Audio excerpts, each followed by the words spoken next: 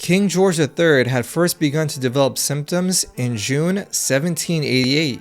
The king would report a fever with violent digestive issues that would last for a few days. He would write a letter to William Pitt and, though physically unwell, appeared to be fine mentally. The king had been in Cheltenham where he first developed these symptoms, and the royal physicians would suggest that rest, warm waters, and rhubarb pills would help. The king would stay in Cheltenham for almost 5 weeks, and though he felt better, he began to develop symptoms of what appeared to be colic. But it wasn't until October 17, 1788 that real problems began to surface. On this day, he would send his royal physicians an urgent summons. He had called for Sir George Baker so that he may be provided with opium pills to help with pain. Sir Baker would write in his diary that the king would call for him and he appeared to have stomach pain throughout the day. He would write that the first symptoms began the previous day when the king rose early as usual, walked on grass for several hours, but did so without changing his stockings, which were very wet. For medicine, Baker would prescribe castor oil and senna.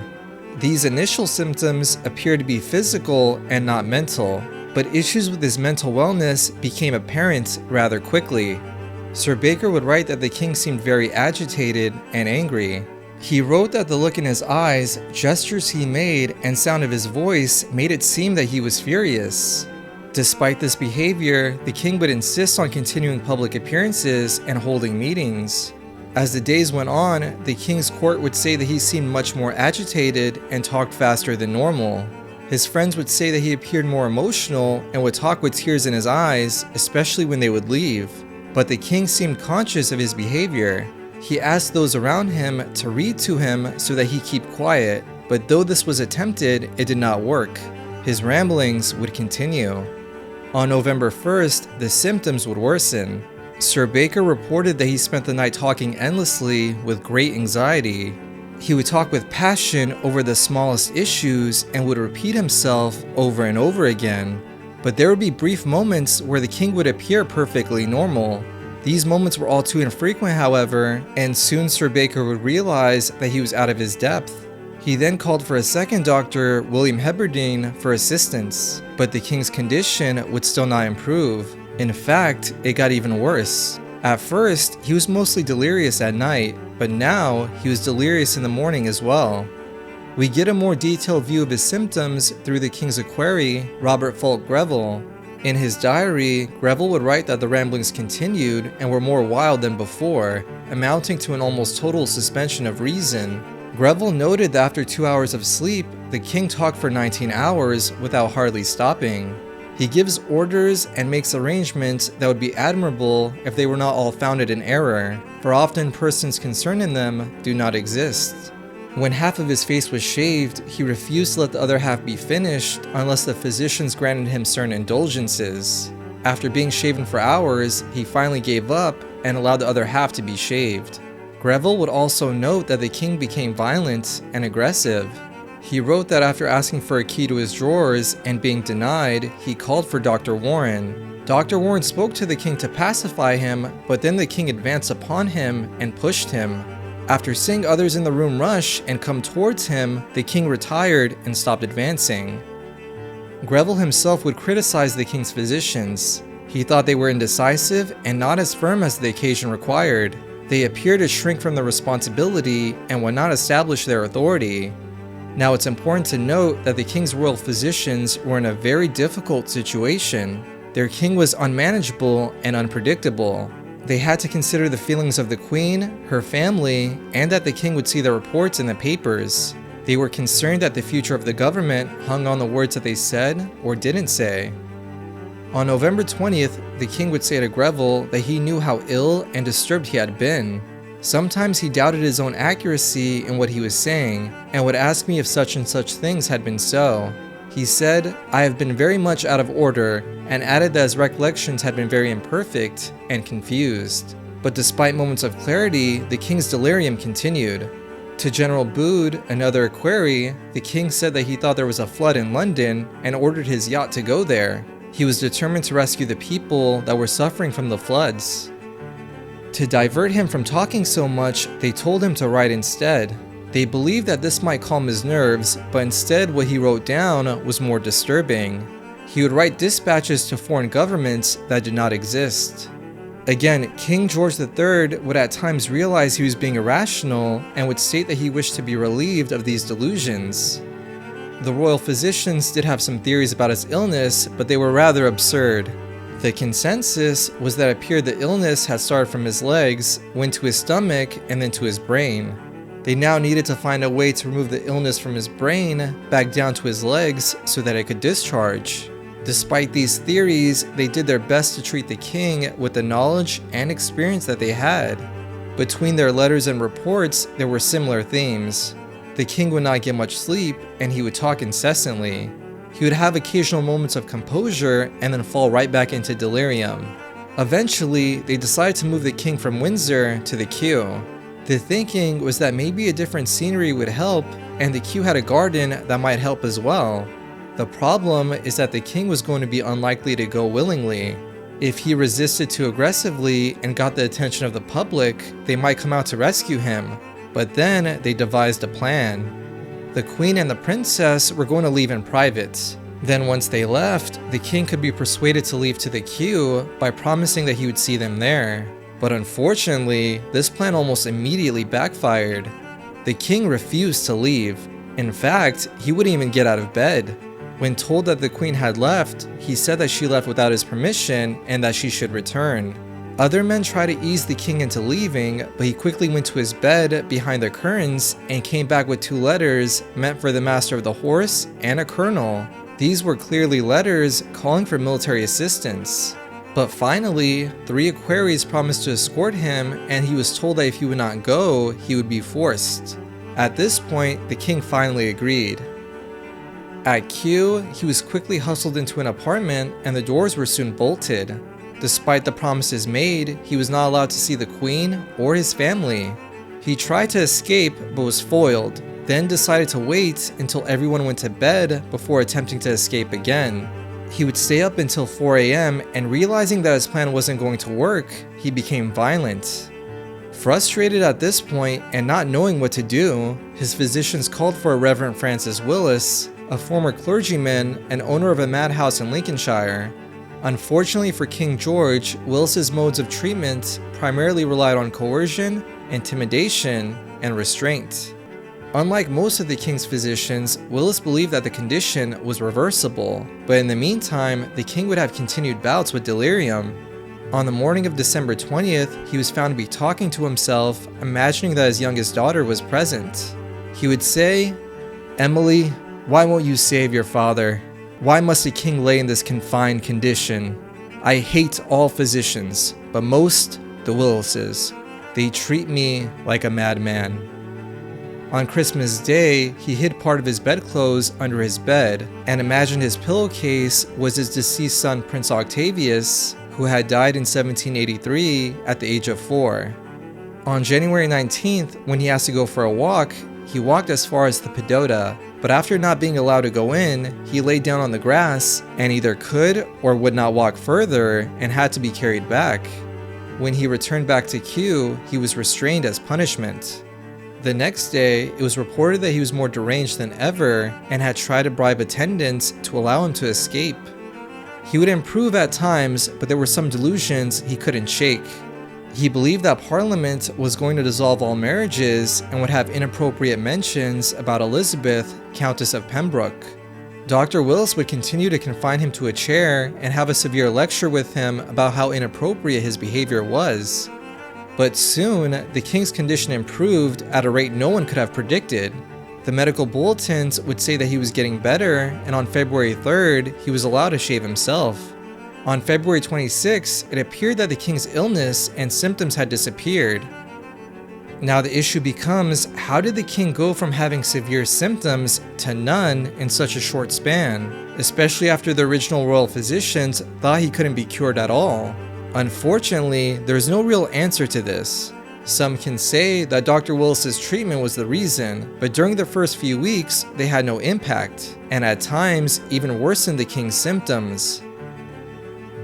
After weeks of delirium, sleepless nights, and loss of appetite, the king appeared back to his old self and on March 14, 1789, he victoriously returned to Windsor.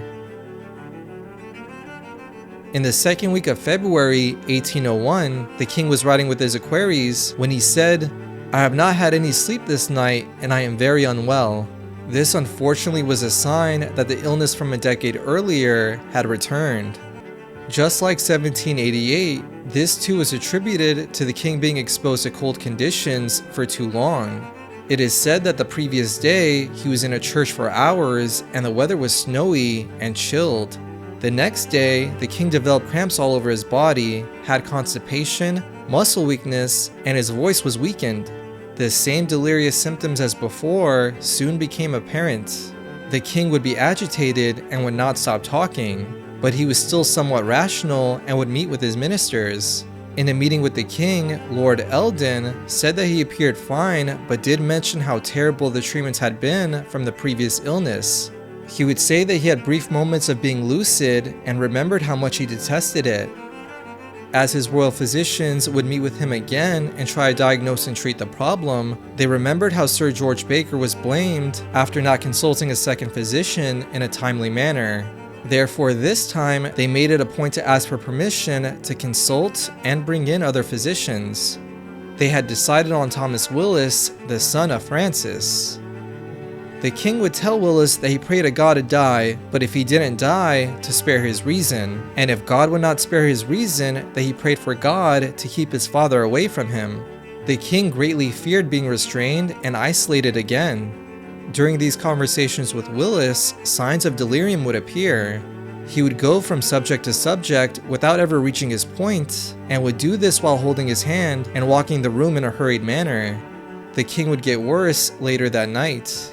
Willis would be called again at midnight after the king was found half undressed in his nightgown and did not know what he was doing. But once they finally got him back to bed, he would get up and go walk around aimlessly, eventually ending up at the queen's chamber. In the daytime, Thomas Willis called for his brother John. When John arrived, the king recognized him and did his best to avoid him by going into another room. But eventually the king would be cornered and told that he could not leave his apartment until he was well. But after a day or so, the king would appear more rational. He was able to correspond with ministers and see members of the government. He also had occasional returns of sweating, colic, constipation, and after being overtaxed, became irritable and hurried. Now the issue became centered around control. The Willis brothers wanted the king to recover, but they wanted to be credited with his recovery more. They tried to stress that the only way the king would recover is if they continued to maintain strict control. But the king became frustrated as he himself was still rather lucid and not bedridden. He felt fine to continue his royal duties, but was prevented from doing so. To be fair, the king was likely more sick than he would proclaim, but the Willis brothers' control was also much more extreme than required. Soon, the Willis brothers would suggest to the queen that perhaps moving George back to the queue, as they did during his original illness, he might improve. But the queen was not sold on the idea. The king acted very coldly towards the brothers and didn't trust them nor their actions. He would try to dismiss them and order that his ministers do so, but they would linger and stress that they needed to be near him in case of a relapse. Though at one point, they sensed their influence waning and made plans to retire. But just as they began their leave, they were urgently requested by the queen. The queen and the princesses became uncomfortable being around King George.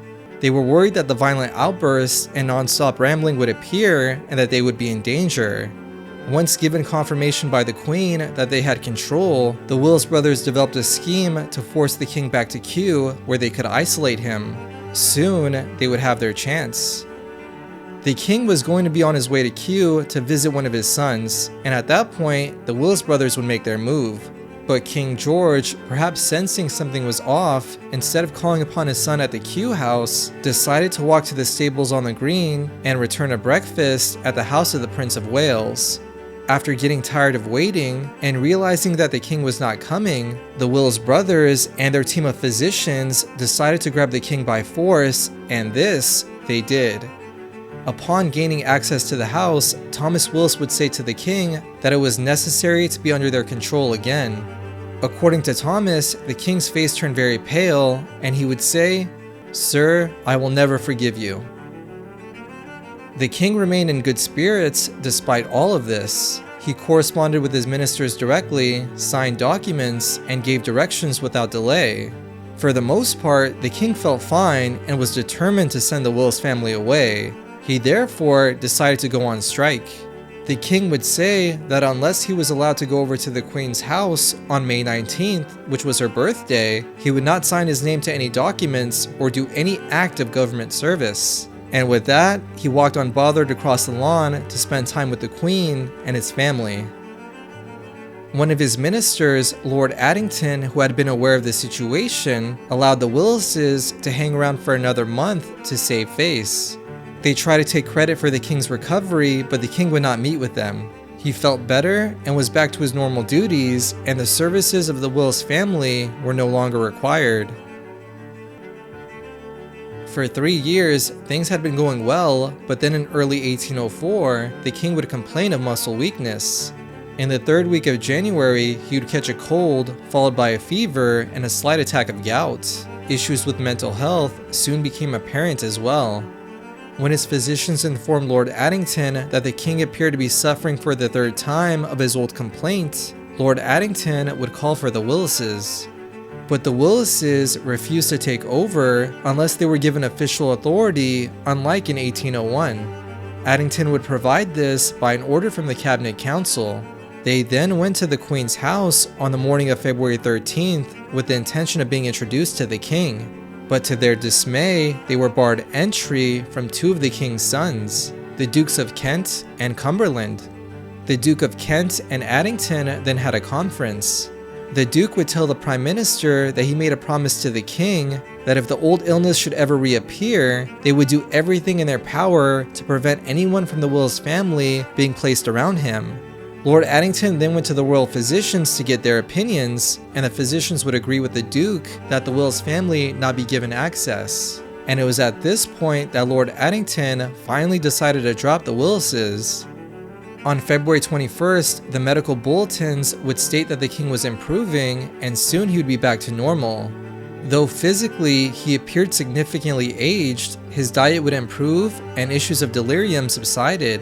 The king was not sent away to Kew, he was not restrained, and though occasionally plagued by physical problems, including headaches and burning sensations, by September he appeared fine. On October 25th, 1810, celebrating his ascent to the crown, he would make his last public appearance. The king had again started to display symptoms of delirium. Just like before, he would have sleepless nights and talk incessantly. At first, the recommendation was no restraints, as the king was at an age where he didn't seem physically dangerous. But soon, he would become extremely violent and restraints would be reintroduced. Unlike the previous illness where they would last a few weeks and the king would get better, he would not be able to overcome it this time. 6 months after symptoms first appeared, he would still be delirious. At times, King George would say he felt better, but he would also mention unrealistic plans of rebuilding his palaces. He believed he was married to someone else and would make bizarre references to it. Dr. Willis was brought back again, and this time given full authority by the Queen. In an order given, it would state that nobody be suffered to communicate with the king, but with the consent of Dr. Willis and in his presence. Unfortunately, the Willis family still believed in restraint and isolation as treatment. The king would suffer greatly. He was alone and at times would sleep no more than 10 minutes a night. He would address people that were long dead as if they were present and would say that it was foolish to ask him about his health as he was eternal. He imagined that he had acquired the power of living forever and could call from the dead whoever he pleased and make them any age. He described their dress and conduct and the conversations they would have. He would complain of noises that weren't there, and tears and laughter would follow in quick succession. People that were allowed to see him would say that at times his memory appeared spectacular, as he would remember events of the 7 Years' War with great accuracy. Other physicians would chime in and suggest that access to the king be more open, and perhaps having more people talk to him would be beneficial. But the Queen, in the belief that the Willis treatment was correct, did not think so. In November 1818, Queen Charlotte would pass away, and the Duke of York took over the care of his father. When he visited his father at the end of November 1819, he reported to the Prince Regent that his father was singing with as strong and firm of a voice as he ever heard him. King George III would at last pass away on January 29, 1820. He was 81 years old.